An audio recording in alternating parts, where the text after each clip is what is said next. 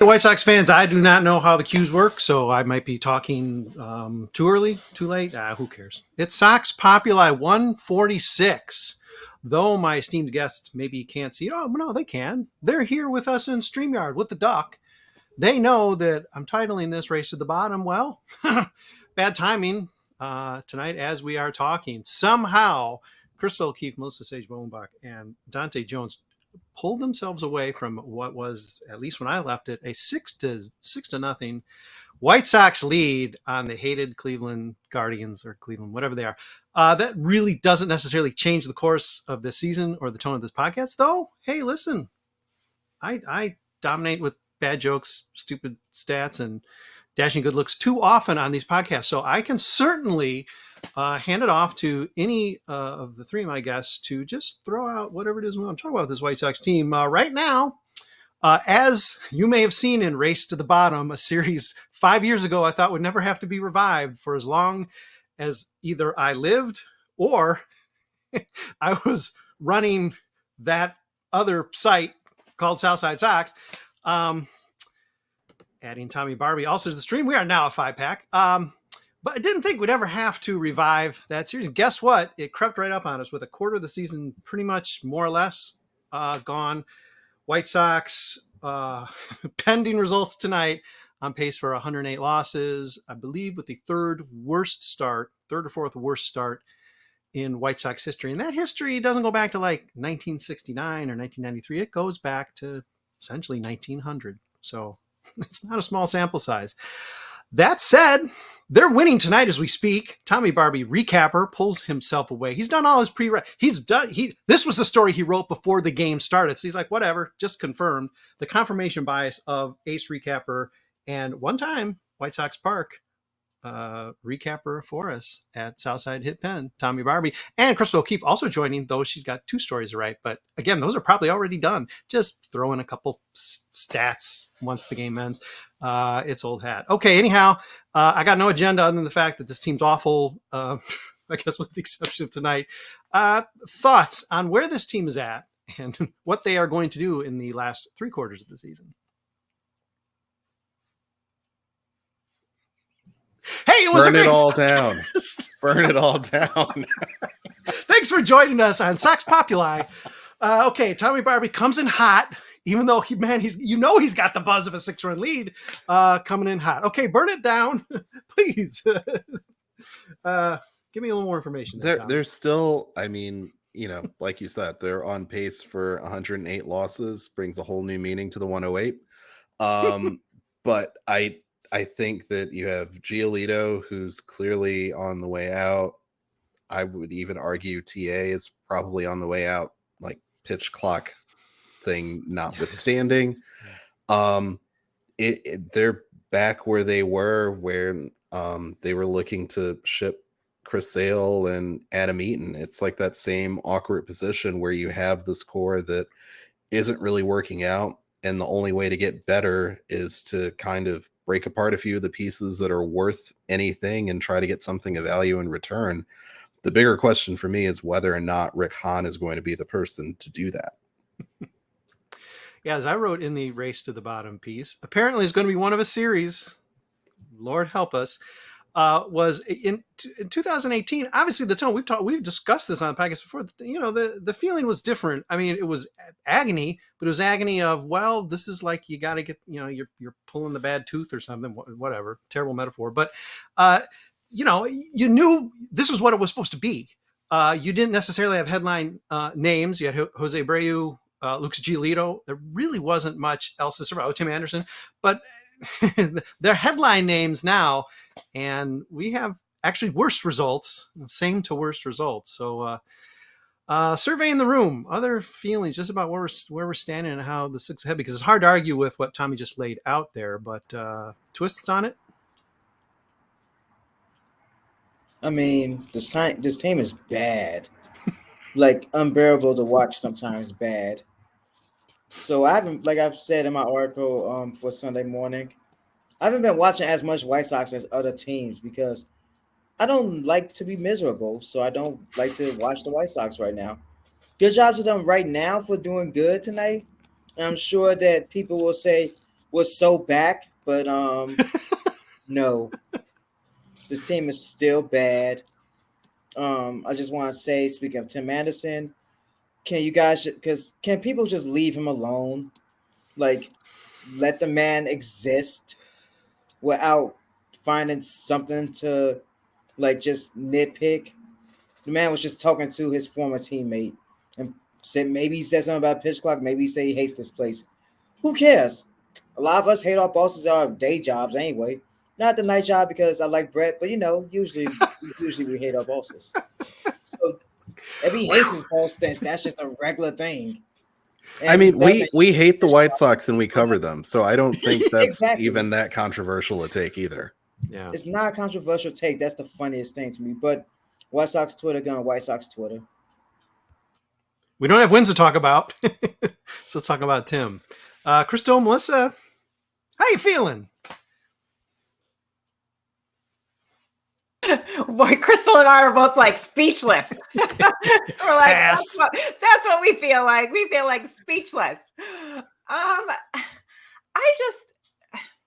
I go back and forth of like not believing in any way, shape, or form that they're going to be back and they're going to be able to pull off some type of miracle bounce back season where they're going to be in any type of contention. But I do want the season to have enough games that are at least fun to watch. Like tonight is fun to watch. Now, if we're not going to do it every night, like that's fine, but not once. We'll do it once and then we're not going to do it again for 10 games. Like that is just miserable. Like I don't want to be miserable. And I really feel like with Liam hopefully coming back soon and Crochet and, hopefully that'll help the bullpen out a little bit and maybe it won't be completely miserable because I know it's not going to be great. So if it can just not be miserable, I would be happy. And you could argue that they have an easier job this year. You could push back on this and feel free to, but last year expectations, coming up a 93 win season, the idea that 500, that they're going to sell at 500, every podcast was like, okay, easy part of the schedule. Okay, they're going to get hot. Okay, whatever. They were under a microscope for good reason. They put themselves there. This was supposed to be their pushing to maybe deep into the 90s win season and no doubt division and no doubt winning a round of playoffs. And they said, I think expectations, and I'm going to get to a question after we hear from Chrystal too. I'm going to bounce it back to Dante too, because you could argue this season was sort of made easier because expectations had to be thrown out the window. But again, I'm going to challenge Dante in a second. Chrystal, okay, aside from speechless, and aside from focusing on other teams and visiting dugout, thank you for doing so. We need that release when you're forced to think about the White Sox, as you even are on visiting dugout. How you feeling? Well, today I'm wearing a Joey Votto shirt. Okay. If that tells you anything. That's and a good answer, yeah. is clearly very mad as well. I didn't really direct the question to Willow, but feel free to jump in. But yeah, I don't know. I'm trying to have fun. This team isn't really fun at all. Although this game currently, that was kind of a blast with Jake Berger and Gavin Sheets, but I'm just not having fun. Looking forward to seeing other teams play instead. That's really where I'm at with the season. I'm just here so I don't get fined. Well, there's been a lot of mixed feedback on the host here already tonight. Boy, I hope there's more because I always like it. I don't always get it. It's a vacuum here. It's a vacuum at the top. There's a vacuum at the top. That's what he says. Dante, I got to throw it back to you because in this room, Melissa's sort of famous for at least self-admitted glass half empty. Tommy, completely sober, maybe emptied half the glass, completely sober, picked, I believe, 70 something wins. Angrier than me. Chrystal matched that. I had them under 500. I think Melissa wanted them to be better, but still, in the back of her head says, Dante Jones, you were the one, at least in this room, who was maybe most hopeful or optimistic. So let me throw it back to you in terms of just as much as you're trying to not think about them and not watch them, is that a reaction to the fact you had higher hopes? Because you came in perhaps with a little bit more, just a little bit more hope than maybe the rest of us. Yeah, I called them a wild card team, and as an adult, you gotta admit when you're wrong, and I will take the L on this one. You're putting away your childish things, and you're just No, taking. we are not going to pretend that. Like, for example, I did call the Yankees somehow not making the playoffs, which I still don't think will actually happen, but that was something positive. At least I'll take that. But in general, man, I was wrong about this team. I picked them to win 84 wins, and I was like, yeah, that sounds about right. Like the peak of what they'll hit. I saw a scenario where it can go to like 80, 79 wins. Sure. I didn't see anything going above 84, if I'm being honest, because I just didn't see it in the team. I saw this division being horrible, but like, oof, it's horrible, and the White Sox are somehow even underperforming that. Yeah, I remember last year, probably coming out of the podcast once again, because again, every few games, every series or so, maybe every week, we're like, okay, here we're desperately reading the tea leaves, trying to figure out, okay, this team they're gonna turn a corner, to the point where we even ran probably a far too protracted series at Southside Sox, where it really did just sort of try to predict the rest of the season, forecast, project how these teams are going to end up, and it started out very close. I think we had it like almost a 3-way tie. And the White Sox, they could not even sustain that, despite the fact that by and large the schedule was getting easier, and they certainly made a mockery of the whole notion that, geez, we got a bunch of games against the Royals coming up, so we're going to get really fat off of that. It didn't happen, and I think all of us were willing to it. I'm pretty sure Tommy, Chrystal, even the most grizzled predictors here were willing to acknowledge that this division was poor enough that something could happen. You could back your way into it. Still could. A 500 team could win this division, because the Twins are going to twin at some point. But I mean, the idea that the White Sox aren't even going to get to 500 to be in that discussion is sort of gutting. I assume this defied everybody's expectations. No, I mean, this goes back to the inevitability of someone getting hurt on the White Sox roster, and them just not addressing the depth, where you have guys that they're finding off the street pitching in Charlotte right now, because they still don't really have 5 starters in Charlotte. Nope. And that's just at the AAA level, like, let alone anything that's happening on any of the other levels. And that's where you look at the other teams that are not even great teams, just good teams. That's what they're able to do, is they're able to find guys, bring them in, and you at least have depth where when someone gets hurt, it's like, all right, we got this guy. He's not great, but we can plug him in. Where, here the White Sox are, holding out hope that Hanser Alberto and, these random Adam Hazley is going to continue to be the top hitting player on the White Sox. And it's just like, that's not a model for any sort of sustained success. Yeah, and even compared to last year, where you were really looking at, and Davis Martin did sort of end up accidentally fulfilling that, jumping up from Double-A. But as I'm listening to you talking, Tom, I'm thinking, well, now this year they don't even have the front line guys. They don't have anybody well enough. So the front line ranks are decimated in a way they weren't even last year. So yeah, depth would be great. We could use them like in the rotation now, but that doesn't exist. And so I guess we see another weakness of the White Sox, where it's not just the fill in for injury, say like last year. It's when a guy's underperforming, there's not. What are you going to really get rid of Elvis Andrus? Not necessarily, because who else is there to perform coming up? Exactly. The outfield, a bunch of 4A guys at this point. Clint Frazier hits 800 home runs. He's going to come up to the White Sox and strike out 13 times. So yeah, the utter lack of depth, even though the system, I guess, has gotten better, they are winning some games. It makes it tough to be too inspired looking ahead this season or past this.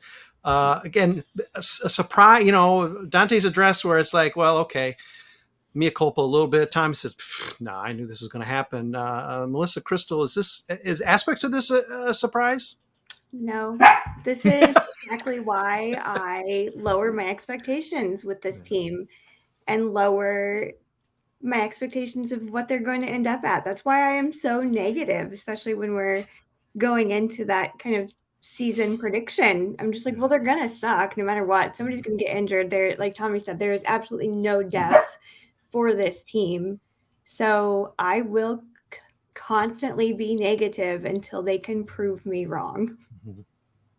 Yeah, and no improvement, no real offseason improvement. So you couldn't say, I mean, we've been fooled by the so-called improvements in the past, where maybe even on paper it seemed well, okay, they bolstered the bullpen or whatever, and then maybe some guys have come through and maybe they haven't.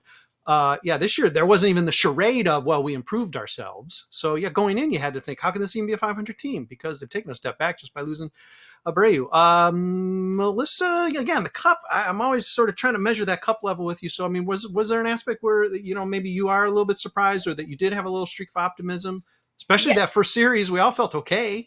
Well, and I mean, I did it to myself by going to spring training. Like, how can you not feel optimistic when you go to spring training? And like, I mean, I just wanted them to be better. So I bought into like the narrative of Grifol and him saying the right things. And yeah, we didn't make huge offseason moves, but we brought in Benintendi and then the other person. But I mean, so I did buy into the hope a little bit.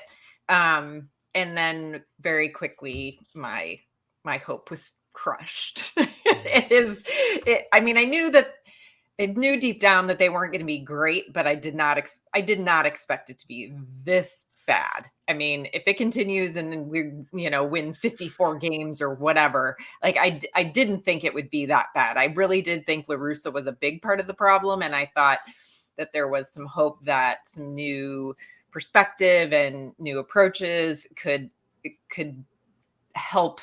But this has just been way worse than even my glass half empty approach thought. New manager, same old Rick Hahn. Okay, let's take a break. And we're going to take a little twist on what we've just been talking about here. Because why not? Why not just be miserable even when the White Sox are blowing out the Cleveland team? We are going to sell you something on the Fans First Sports Network for a minute or so. I'm sure it's good stuff. So please listen. Hang with us, because the second half, as long as it'll be, is going to be a lot of fun. So hang in with us. White Sox fans, somehow, once again, I am hosting the Sox Populi podcast. It's 146. 146. We are coming up as a group. We've had, I don't know, like 16 different podcasts. I think our newest edition, Visiting Dugout, just cranking them out. We are steaming toward 400 podcasts. We had a few that don't really count in the whole megaphone, whatever, umbrella. We did some SoundCloud stuff. So technically, we probably already passed that, but at least officially via megaphone, we're coming up on 400. Maybe we'll do a 400th podcast, and maybe it'll be sunnier than this one. I don't know.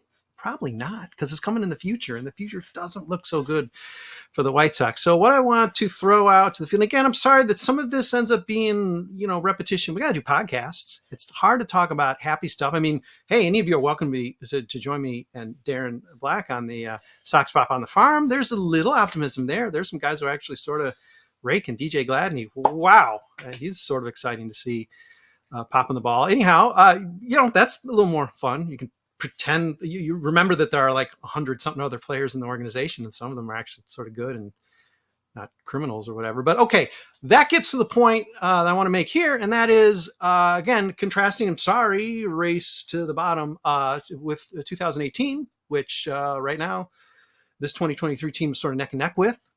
Things were very different, certainly different point in the rebuild. You couldn't help but be optimistic. It was sort of fun bad. You realize you're going to get a few scars watching that team, but you had Ricky Renneria, a manager that for whatever his faults, the clubhouse did seem to adore. He seemed to be a good guy, whatever that means, not to say Pedro Grifol is not, but there is a decidedly different tone attached to this team now, not just because some guys keep getting injured, or some guys are underperforming, or a couple guys are in the last year of their contracts and maybe didn't fulfill them or whatever. But, beyond just that, the fact that this has been sort of a contention window, unfulfilled, broken, slammed shut, there's just a bad vibe around this team that you sort of can't get around. And obviously there are, at least one very large elephant in the room, but I think it's arguably more than that. That makes it easy to contrast with 2018 on a number of levels, but really just the feeling you get from this team. It is a lot harder.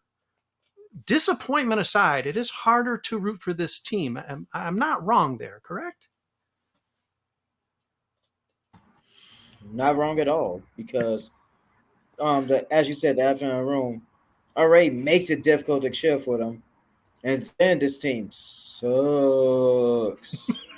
So, like, all of that compounds into a viewing experience that you just don't want to deal with, like, at all. Because why watch something that makes you miserable because they suck, while also making you miserable because there's a person on a team that you just cannot morally support? And this is how serious it is with you, Dante. You've seen, I could be wrong, you've seen as many or perhaps more games at Wrigley Field this year than Sox teams, or it's close. I mean, that's 3-3. serious. It's 3-3. And since I didn't go to today's game, the Cubs, the North Sides, they will probably take that lead next week. So I'm not proud of it, but at least I get to see teams such as the failing Mets and the failing Padres go there. And then I'll probably reverse the course when I go see Shohei come to the White Sox. Sure. Well, But I mean, just to put in some context of how ugly it's been for you, I mean, you're going to the North Side to see games. I mean, that is serious apprehension about our club. I mean, that's really all you need to say. There's your mic. I just do my best to give neither one of these people money at this point. Yeah. Reinsdorf can't have a dime, and somehow, some way, the Ricketts family can have even less dimes. Yeah, that's for sure. Keep it in perspective. It can never be as bad as I went. In theory, it can never be as bad as is on the North Side. Sorry, North Side fans. We hate you. We know we're obsessed with you. Yeah, whatever. Your ownership sucks. Even worse than ours. That should make you feel pretty awful, but somehow it doesn't. Oh my goodness. Okay. Tommy, Melissa, Chrystal. Again, I don't mean to hit you with a sledgehammer question because the answer is sort of easy, but I'm interested to know what the process is now quarter into the season in terms of just the feel about this team. I think the reason why there's this level of anger and frustration towards the team is because we know that literally everything has to go poorly for there to be change. And I think there isn't a young core anymore to watch. There isn't, yes, there are prospects that the White Sox do have, but there's nobody that's like coming up this year. Oscar Colas was supposed to be that person. That didn't really happen. There isn't anything like that to watch for. Yes, you have Luis Robert Jr., but I mean, it just feels like such an odd mix of players right now that aren't meshing well that it's frankly painful to watch. Like, to this game against the Guardians with the 6-0 lead was the first time I've seen kind of a glimpse of that swag and that optimism and the personality that they had when they were under Ricky Renteria. And, if that continues, great, but I don't think it necessarily will. And it really just feels like, all right, we're delaying the inevitable until things need to change. And knowing Jerry Reinsdorf, he's not going to rip the Band-Aid off unless he has to. And that means things have to get unbearably bad for him to actually want to change things. Well, Tommy, they're not unbearably bad? Surprisingly, they're not. They're really not. Yeah. Jerry's still like, it can always get worse. I'm waiting. They're not the A's. They're not the A's. That's the thing. Barely. They're barely not the A's. Let's not count that yet. Yeah. Well, Tommy, and to follow up on Luis, is it odd that the clear best player on this team, and I mean, he's been extremely hot, then he got super cold, and now extremely hot again. He's been like the flashpoint of this roster of like pseudo controversy. Granted, okay, he steals too many fly balls. All right, it's sort of cute. They make bobbleheads about it, but now it's like, okay, slap his hand. We get the Grafal thing where he benched him and then shouted up to the press box of like, yeah, it's for performance. That extremely strange swing and miss. I mean, this is the clear MVP of the team, and he's the guy who's like sort of like in the most trouble on the team, which shows you how strange the the perspective is. Absolutely. And, on top of that, given that communication was supposed to be the point of emphasis for the team this year, it just shows how badly either they missed in actually executing that, or how poor an evaluator Rick Hahn actually is. Again, I don't know which one you want to pick, but it just seems like going into the season, these were all the things that fans were being sold on, and why Rick Hahn was damn near doing a happy dance at that press conference, to now where it doesn't look like the players can stand to be around Pedro Griffel at all. They don't seem happy to be there. Yeah. Option number 3, Tommy, Tony La Russa was a really good communicator. Oh, we know that's not it. We can't figure this out. He was asleep, so maybe he had very lucid dreams. Right, yeah, not negative. Maybe not negative. He didn't have you're mean to kick around or whatever. Yeah, exactly. Right. Yeah. Okay, Melissa, Chrystal. I guess I'll just piggyback a little bit off of what Tommy was saying, and they're just not a likable bunch. Like, you don't have that, with the very, exception of Luis Robert. Like, how do you not want to root for him and cheer for him? And he's, making incredible superhuman plays in the outfield and things like that. And he is just so talented. Like, how do you not get behind that? Or, the story of Jake Berger and, injuring his Achilles heels and, coming back from the dead basically as a ball player to now hitting bombs, at home and crazy stuff like that. But other than that, there's just not a lot of fun stories and things to rally around that make you excited to watch, and so is coming to bat. It's like a lot of, there isn't a personality of the team, I guess, that for me makes it kind of. And interesting you say that, Melissa, because you've decided to take upon yourself, I believe now for a 3rd edition, just published what would be yesterday, the Southside Sox summary. So you have given yourself a challenge for the rest of this year to somehow maybe find that enthusiasm. I mean, I guess it could be negative enthusiasm. Oh my God, that you could create new categories like, boy, I didn't think they could suck worse, but ... But I mean, kudos to you. It's a fun series. I've enjoyed reading it, but you've challenged yourself. This is true. I do have to come up with the defensive gem of the week and the surprise player of the week and things. So I do have to dig deep and find those.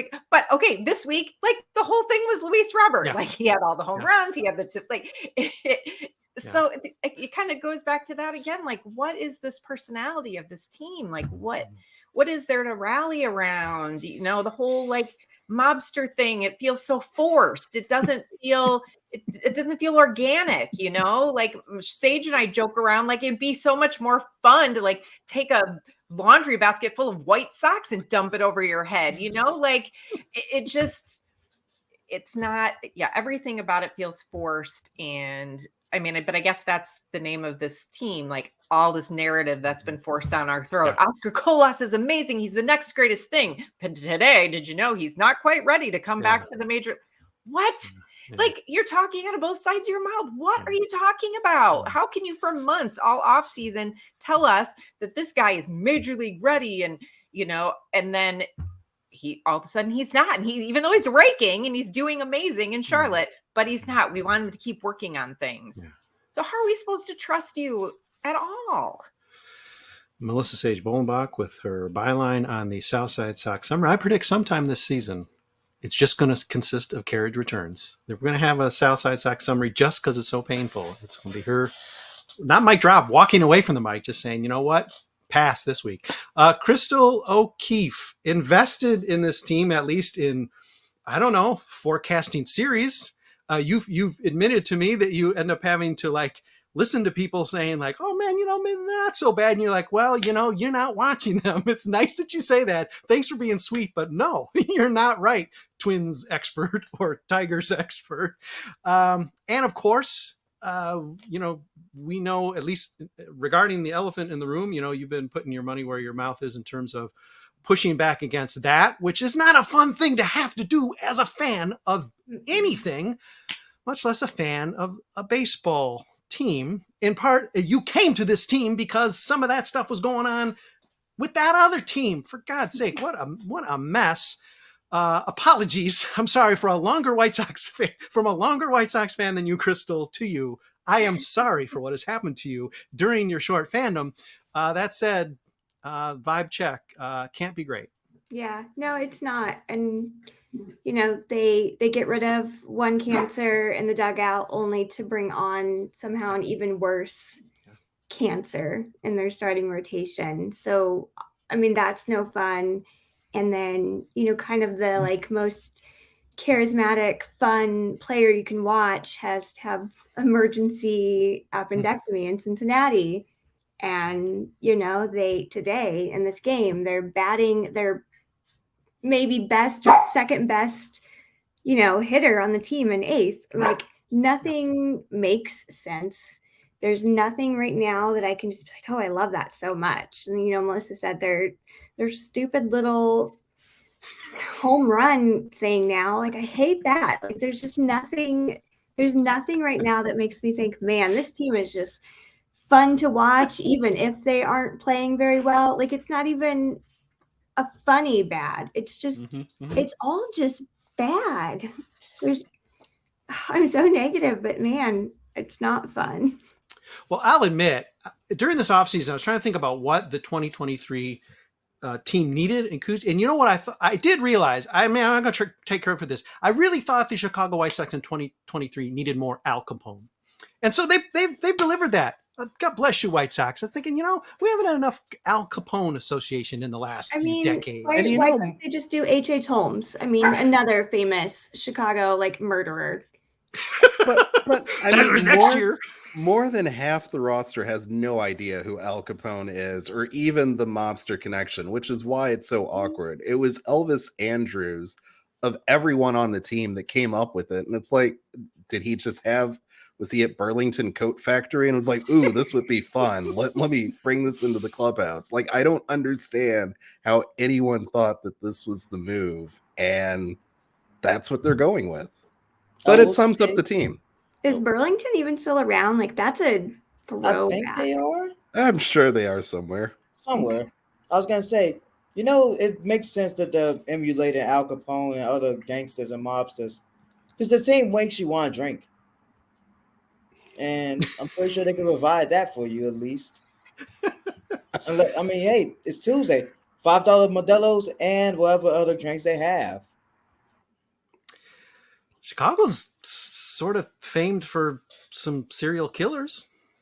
2024, again, we always say it, free ideas on the Sox Populi podcast, White Sox. Go ahead and steal it. We know you're going to want to. Hey, we didn't know. We didn't know dressing up like a clown after a home run was going to be offensive. Everyone already thinks they're clowns. Like, what do you want them to do? I mean, again, Chicago and Bozo. That's true. They could easily dodge that. No, it ain't no Gacy thing. We're everyone just dresses up like Bozo a clown, and we make it like even better. I Got love the whole that you wig go and everything. Bozo. Yeah, And they the could rest have of said us it was are Bozo. It meant to be Bozo the clown. Yeah, Not John right. Casey. Okay, well, as if that wasn't fun enough, let's try to wind this up as we try to do on the podcast with maybe some sort of speed round type of thing. Maybe something that'll be fun, but no, it might not be fun. It could just induce tears because I'm going to ask each of my panelists here to tell me how a second crack at predictions. How is this going to end this year? Not next year, like Rick Hahn will be fired in 2035. How is this season going to play out? What's the vibe? I know what you want to have happen, so you don't necessarily need to say that unless you really think that you will be able to exert your will. Your mental fortitude will somehow control the White Sox front office by remote. And God bless you. If you have that power, please don't worry about like getting a good slice of pizza tomorrow at dinner. Please just focus on the right things for the White Sox in the front office and clean house. What's it going to be? Chrystal, going to go right back to you as maybe Willow is mellow for a moment or not. How's it going to play out? They are going to throw Pedro under the bus and say that this is his fault entirely, while everyone else keeps their jobs. Okay. All right. And that will happen. We will get almost to the end of the season before that happens. And then it's just simply, he was the wrong guy. Re-rack it for next year. I feel like it's like July or August. Okay. Tony, you still available? Okay. All right. Okay. Fair enough. Dante, how's it going to play out? Aside from you all year juggling Wrigley games and Sox Park games, and it might go right down to the wire. Aside from that, because we know that's how it's going to play out. On the field, what's going to happen? 70-92 is my new prediction. As in maybe the lowest on the staff now, because I've seen nothing that shows me otherwise. As much as it pains me to say it, Tim Anderson, congrats, you're a Dodger. Yeah. Luis Robert, he's gonna be French MVP candidate if he continues like this. But for some reason, White Sox fans will still be yelling trade him at the deadline because we do things like that. And as Chrystal said, Pedro's gonna get thrown under a bus, ran over in Lot B. Not gonna be fun. And he seems like a nice dude. I don't think he deserves it, but them's the breaks. And Rick Hahn will just be sitting somewhere in that stadium, sipping a cognac, having a cigar, and saying, "I got you again." Yeah, cackle. Now, Dante, you may think that you decided to swing like crazy negative, and it is true. At this point, you would be a low predictor on a poll, but just a year ago, Chrystal was so fed up with this team. I believe she swung from, if I'm not wrong, 99 wins to, I want to say 47. So, there is precedent here for crazier swings than that. Although, credit due, 70 wins, that's terrible. And unfortunately, they would be lucky at this point. They're going to have to pick it up to make that pace. This is horrible. Tommy. I was going to say, funny thing is, there's another podcast I listen to, and one of the segments is 70 or 90, as in teams at the beginning of the year you think could win 70 games if they're at their worst, or 90 games if they're at their peak. And good Lord, I didn't expect the White Sox to be that bad towards the low end, but they're there. We know everybody out there listening to Dante, he brings the wisdom to the podcast. He brings the wisdom to the writing. Don't feel that you need to necessarily follow him when he admits to listening to other podcasts. We know your heart is first and foremost with Sox Populi and Fans First Sport Network. Yeah, when you got a little extra time, sure, listen to something else. I mean, beyond Disney Dugout, there's a lot of them. I'm not sure you're going to be able to get through all the Sox Populi stuff to listen to other ones. Dante, man's got an appetite, and I admire it. But don't feel you need to follow in his footsteps in that respect. That said, well done, Dante. 70 wins. Tommy Barbee, how is this going to play out? I want to point out that some podcasts ago, I did predict Pedro was going to be casualty here. I'm not saying anybody's copying me, because Lord knows that's a bad life strategy. Please don't do that, folks. But yeah, you could see this coming. So Tommy, you don't necessarily have to harumph along with that, but how do you see things playing out? Will it be more explosive or even less so? I mean, I pegged Charlie Montoyo to be the next White Sox manager from the beginning, and I still think that's what's going to end up happening. What I do see happening is the White Sox will have one of their patented midsummer stretches where they win a bunch of games and give people hope and optimism. People start to get healthy. The unnecessarily optimistic fans are like, "Oh, we're back. Trade deadline hits, half the roster is gone. And the reason why I say that is because I think, one, Jerry is going to start tightening the budget a little bit. And after seeing how spending money hasn't paid off, I think he's going to cut back on a lot of the debt weight from the relievers, try to get what he can out of Giolito, try to get what he can out of TA. And basically, it's going to be clean house, rearrange the deck chairs again at the end of the year, where Rick Hahn isn't fired, but he's given some other job where nobody knows what he does, like Kenny Williams, and just exists in the brass of the White Sox, and they start fresh. Because I think they remind me so much of where the Bulls were at the end of the Garpax era, where it was just clear. There was no direction. They weren't getting anything out of the product. And that's really what Jerry looks at when he looks at his teams. He's like, what am I getting in terms of revenue out of this product? And if he's spending this much money and fans still aren't going to games, fans aren't happy, what's the point? And I could see him just kind of saying, all right, let's blow it up. And it won't be a full rebuild. There will still be your Mancadas, your Luis Roberts, all those guys will still be there. But I think a lot of the other veteran guys that have been here are all going to be gone. Cautionary tale, fans listening out there to Tommy Barbee's wisdom. It won't necessarily get better. He cites the Bulls. It's different. Back in mediocre land again. Hey, It's different. They're just one magic Derrick Rose folded corner of an envelope picked out of a hopper away from being a dominant team again. How about that? Okay, Melissa, the cup could be empty. I don't know. Maybe it's going to fill up. How's the season play out? Well, I like even numbers, so I'm going with 62 and 100 because I don't think they'll stay on the horrid pace that they're on right now, but it will just be like a little bit better. Just fall short. They won't even win that. And the White Sox are going to White Sox. So the new GM, they are going to get rid of Rickon, whether it's like giving him some other thing to do. And it's going to be like Jim Thome, like, welcome your new GM. It's Jim Thome. And all, there's going to be this huge faction of White Sox fans. They're going to be like, woohoo! Yeah. The ones who always love the hiring of the former White Sox people. And it's just gonna, cue the circus music. The White Sox touched the stove and it burned them, so they got to go back to what they always know. The problem is they touched a royal stove. We could have told them this was going to happen, but then we're not getting paid in those juicy 6 figures. Are we? Wait a minute. Fox?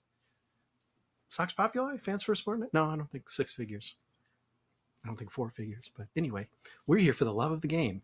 Aren't you lucky to be listening to all of us? Okay, I will throw in. I've already said, Pedro is definitely the fall guy. He's gone. Deserve it or not.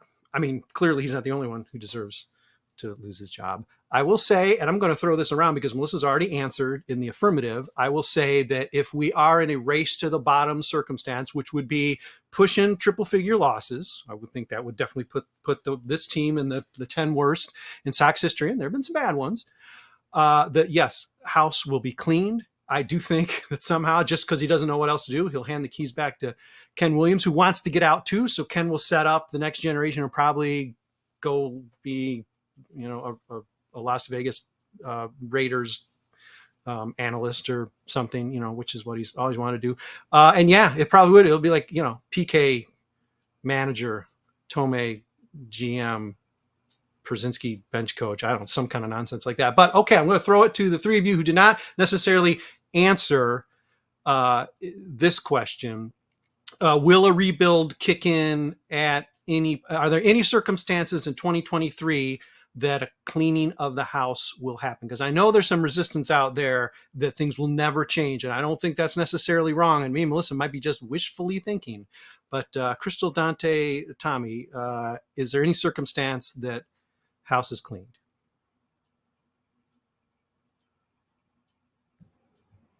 I mean, I think it's a surefire thing at this point. I just think it's a matter of how you define cleaning house, because the White Sox definition is very different from most organizations. Charlie Montoya. Exactly. Clean house. He's the guy we wanted all along. He doesn't have any Kansas City Royals stink on him. Yeah. Okay. Yeah. All right. Okay. Rebuild, quote unquote. Dante, Chrystal, any chance of it this year? I don't think it's going to be, well, I don't know. It could be this year because I think fans have really started kind of speaking with their money and really showing a distaste for what's going on. I mean, the Sell Jerry billboards, fans not showing up, fans taking their snack packs. Shout out to Allie. So they're not buying concessions. Like, I think people have reached the point where they are fed up, but they still care too much. So they want to see this team, but they're trying more and more to show Jerry and show Rick that they are just not pleased with the products they are offering. And I think if that continues this year, then yeah, it could happen. I almost don't want them to ever go on like a hot streak so they can just stay bad and really show, Rick is not the right guy. Jerry needs to go. Kenny needs to go, But I just worry that they're going to somehow like warm up in the next few months and be, again, that mediocre team that they always are. But that's good enough for Rick. That's good enough for Jerry because fans are still coming in. So I think unless they really lose a bunch of money on this season, they're not going anywhere this year. We want to see them suffer for their sins. They've made some. I mean, made some deliberately bad choices. This isn't just picking a bad Eaton. Although I argue Adam Eaton isn't a good guy, but he's not on nearly the same level of bad guy. Mostly sort of a doofus guy, right? Than who they signed this offseason. So you do sort of want to see some ramifications for those types of decisions. And this would be, man, I hate making this into a Bleed Cubby podcast. It seems to come up a lot, but this is the argument that Cubs fans will give you. And that is, well, this is culture. This is the friends we made along the way. So my fandom will stretch beyond Ricketts. That's a bridge I couldn't cross, but I mean, I understand the logic there, and that's what's going on here. You're not going to necessarily abandon, just going to see your friends, going to your favorite seat, whatever it is, maybe picking up a bobblehead every year. You do it every year or something. So I understand the habit of it, and there's nothing wrong with that. And, the habit by bringing in a snack pack, that's about the cleverest way to do it. And maybe just parking just on the fringe so you don't have to necessarily drop the $30 or whatnot. Dante, any chance that the house is clean this season? You have apparently you've been undercut in just this podcast by Melissa, but you have revised down to 70. Is that enough to get the house cleaned? Wishful thinking early. Oh yeah, I think okay. If we're like, here's the thing, I care less and less about the players that need to go besides the aforementioned horrible human. Besides him, it's like, okay, well, I don't care about the players that need to go. Because it doesn't matter if you get rid of these players, if the same people get to choose who replaces them. Yeah. So the teardown, it'll probably be on the field more than the front office, because the only way we get rid of Jerry is a way that we have to redact, or a different way we have to redact, or a different way we have to redact. So the Reaper, it's okay. We can. I was literally gonna say the Reaper, but like the other ways are the truly redacted ones. But like, this front office needs to go from the top down. It needs to go, and if the front office goes, then trust me, Pedro's gonna get next year, and that's it. If things don't turn around, if the front office goes, and you would think that there'll be some point. Like, look at the NBA, for example. 3 dudes that won three of the last like 4 or 5 championships in the NBA got fired. In the last 2 weeks. They literally just were at the mountaintop. Well, 2 of them won a championship, and 1 was in the finals. But point is, they were at the mountaintop and got fired. The White Sox haven't even gotten close to the mountaintop since 2005. And yet, Kenny Williams still here. Rick Hahn is here still. Jerry Reinsdorf, like I say, he's the owner. So, like him or not, we have to deal with him. No team that has any sense will let this regime continue to fuck up as long as they fuck up. So, hopefully we get changed, but I'm not expecting it until I get the reports from like Nightingale or only of the Chicago White Sox have parted ways. Because don't worry, it won't be fired. It'll be parted ways amicably or whatever with Rick Hahn or with Kenny Williams. Kenny Williams has retired. Health and issues. Then, like you said, the Reaper's got to come for Jerry. So I ain't wishing death on anybody, but I ain't gonna be mad. See, White Sox, we say this every podcast now. This is what you've reduced us to. We're now handicapping the Grim Reaper. Hey, shout out Doc Rivers. Talk many a time covering the NBA about your beloved Chicago White Sox. That's something we had in common. We need you, men and women of notoriety, to proudly stand up. Well, maybe not this year, but under normal circumstances, proudly stand up for your White Sox and be willing to talk shop with like-minded fans, meaning smart ones. Not this year again. Sorry, exception. I can't really crow and brag and taunt too much when I'm a White Sox fan in 2023 now, can I? Okay, super speed round before we go, because like Chrystal and Tommy got to go like cover a game and write stuff up. Okay, super speed round. What's more likely? Team bounces back anyway. Tommy's acknowledged he thinks there's going to be they got at least one little hot streak in them. Team bounces back to the degree that at least avoids absolute Armageddon on the south side or full blowout cleaning of the house. What is more likely? Everything sort of returns to some degree in 2024, or house clean? Melissa. I go house clean. I think All they're right. gonna. Yep. I think that's gonna happen. All right, Tommy, you've as much as said it, but what is it for you? House clean, because I think even if there's a hot streak, it's not going to be enough to recover from this. The hot streak would just get us to quit the race for the bottom series. Exactly. That's all. Yeah, They're still going to suck. Yeah. It's still going to be awful. And it's still, I mean, there's just such a horror show happening right now with how this team is built for the near future. Just looking at even, next year contracts and the year after, that they're going to start selling. White Sox, 5 intelligent fans, passionate fans, add up all the years we've been fans. It's, I don't know, it's more than 100 something. That's not just me either. Okay, more than 100. Look what you've done to us. We're all wearing Scarlett like W's. Thanks, man. What a year. Can't wait for the 3 quarters still to come. Okay, Dante, more likely house clean or just scraped by enough to run it all back in 2024. If we lose 92, house cleaning.